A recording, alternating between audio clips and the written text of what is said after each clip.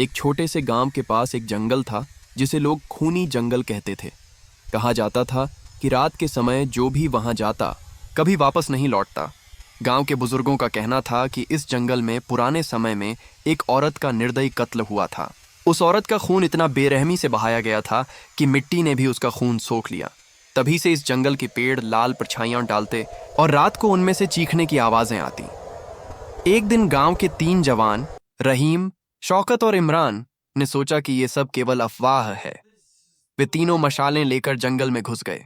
शुरुआत में सब ठीक था, लेकिन जैसे जैसे वे गहराई में गए, जंगल और खामोश होता गया। न चिड़ियों की आवाज, न जानवरों की, बस ठंडी हवा का झोंका और पेड़ों की सरसराहट। अचानक शौकत ने देखा कि एक पुरानी लाल चुन्नी एक पेड़ से लटक रही है। उसके नीचे की जमीन गीली थी, जैसे अभी अभी वहां खून गिरा हो। फिर एक औरत की हल्की सी हंसी गूंजी, तुम्हें यहां नहीं आना चाहिए था। तीनों की रूह कांप गई। इमरान ने भागने की कोशिश की, मगर पेड़ों के बीच रास्ते बदल गए। हर रास्ता उन्हें वापस उसी चुन्नी के पास ले आता। पेड़ों के दरमियान से एक औरत की परछाई उभरने लगी, लाल आंखें, चेहरे पर खून और हाथ में वही छुरी जिससे उसका कत्ल हुआ था।